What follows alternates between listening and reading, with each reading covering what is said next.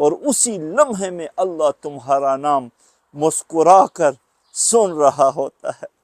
تمہاری ماں کی دعائیں تمہارا پہرا کرتی ہے۔ اپنی ماں سے لپٹ جائیں، انہیں قریب کریں، ان کے ہر درد کا مداوا بن جائے۔ میرے نوجوانوں، اپنے ماں کے پاؤں میں پڑ جاؤ، کیونکہ جب یہ مائیں نہیں ہوتی ہے۔ السلام علیکم ورحمۃ اللہ میرے بھائیو۔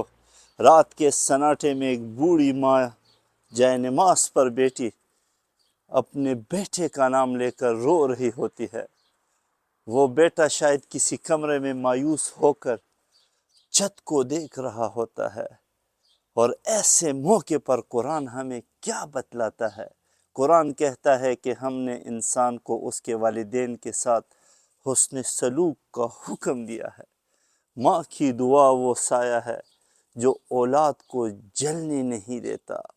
نبی کریم صلی اللہ علیہ وآلہ وسلم نے فرمایا، ماں کے قدموں تلے جنت ہے، مگر میرے نوجوانوں اکثر اس جنت کی قیمت کو نہیں پہچانتے۔ جب راستے بند ہونے لگے تو یاد رکھو، ایک ماں تمہارے لیے اللہ کو پکار رہی ہوتی ہے، تمہاری ہار اس کی دعا کو شرمندہ کر دیتی ہے۔ جب تک اس دعا میں زندگی ہے تمہیں یاد رکھنا چاہیے، تمہیں ہمت نہیں ہارنی، کیونکہ ماں کی دعا کبھی بھی خالی واپس آسمان سے نہیں لوٹتی۔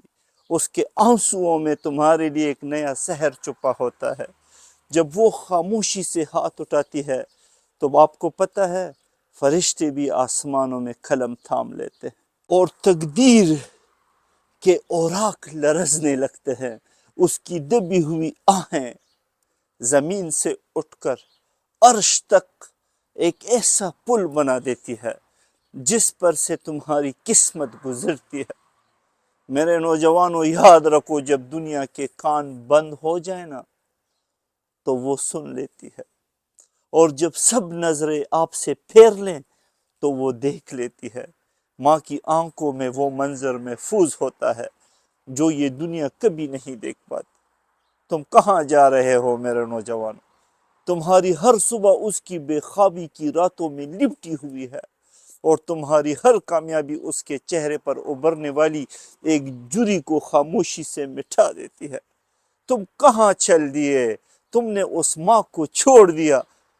اس لیے ہار سے مت ڈرو میرے نوجوانوں، کیونکہ جس کی پشت پر ماں کی دعا کڑی ہو اسے دنیا کی کوئی طاقت شکست نہیں دے سکتی، کوئی اس کو توڑ نہیں سکتا۔ ماں کا ورد شیبانی تمہاری انجانی سپاہ ہے، اس کا اشک